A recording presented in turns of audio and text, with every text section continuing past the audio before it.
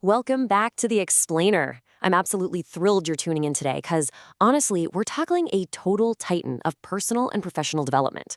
We are unpacking Napoleon Hill's ultimate guide, The Law of Success: 16 Principles for Achievement. Whether you're an entrepreneur, a student, climbing the corporate ladder, or just really invested in leveling up your own personal growth, the insights we're going to explore today, they are absolutely foundational. Okay, let's dive right into this. 1037. Yeah, you heard that right. That is the massive page count of the 21st century edition of this classic book, which, by the way, was first published way back in 1928. Hill literally spent years interviewing and studying highly successful people to put all this together. But hey, don't sweat it. You don't need to read all 1,000 plus pages today. We're doing the heavy lifting and saving you a huge chunk of time by distilling the absolute core wisdom of this massive work right here, right now. To keep things moving, we've carefully chunked Hill's 16 dense laws into a clean, bite-sized blueprint. We'll be hitting 5 key areas. First, success is not luck. Second, defining your ultimate vision. Third, executing with discipline. Fourth, winning with others. And fifth, the power of daily habit. So let's start right at the foundation with Section 1. Success is not luck, escaping the myth of chance. There's this super pervasive myth out there about luck and chance. This idea that people just kind of stumble into overnight success. But Hill's reality is entirely different. Success isn't a lottery ticket. It's actually the direct result of actively developing habits, skills, and attitudes. It's a highly systematized approach to personal development. I really love how Hill captures this idea so simply. He says success comes from habits, not chance. The takeaway here is incredibly empowering, right? It means lasting success isn't about quick fixes or just waiting around to be discovered. It's built entirely through steady, intentional, personal growth. You are 100% in control of the habits you build. Which leads us perfectly into our second section, defining your ultimate vision, the starting point of achievement. Now, if success is about habits, you have to know exactly where you're directing them. An incredibly vital concept here is your definite chief aim. This is actually Hill's first law of success. It basically means knowing exactly what you want to achieve by writing down one major goal, setting a strict deadline for it, and then reviewing it every single day. Why is this so crucial? Well, the book makes it very clear. Without this specific goal, you just lose focus, you waste valuable time, and making any real progress becomes, frankly, incredibly difficult. Let's actually ground this in reality, using an optometry clinic as an example.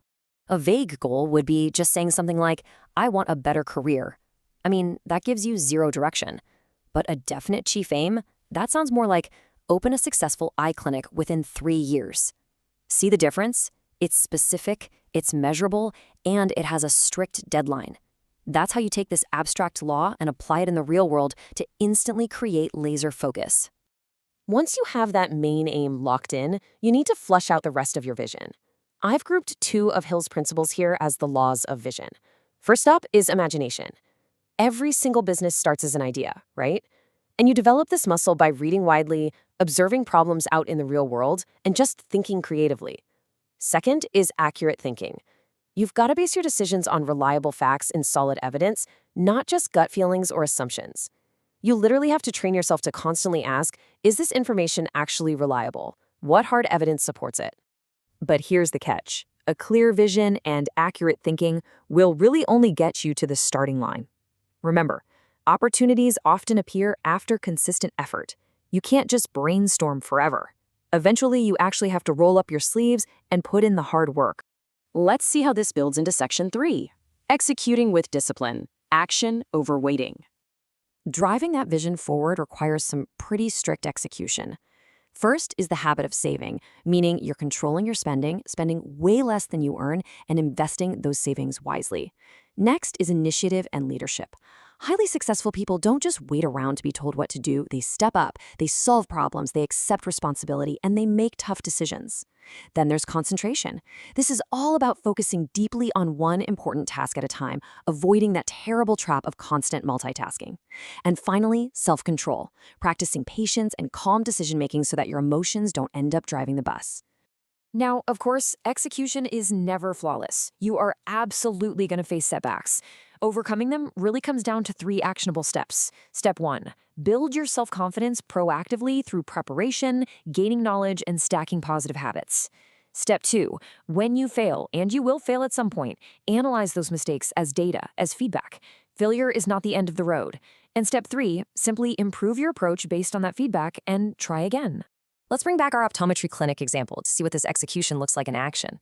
The saving law here means diligently building the necessary capital for expensive equipment and clinic rent.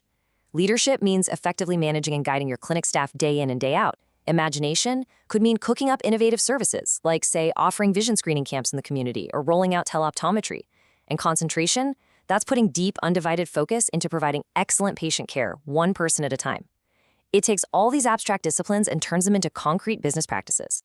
Now, moving on to Section 4, Winning with Others, the Power of People. As disciplined as you might be, you're never going to achieve massive goals entirely in a vacuum. Honestly, ask yourself how well you're applying these people laws right now.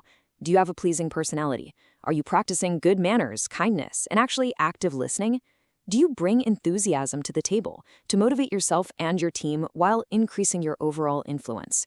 Are you showing tolerance by genuinely respecting people with totally different opinions and backgrounds?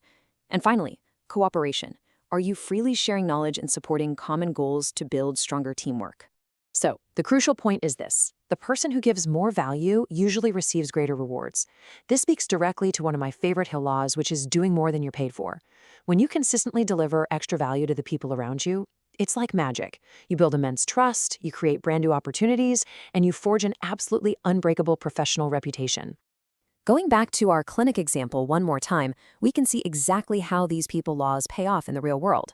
Applying cooperation means actively networking with local ophthalmologists, schools, and community organizations to share knowledge and build a solid referral base.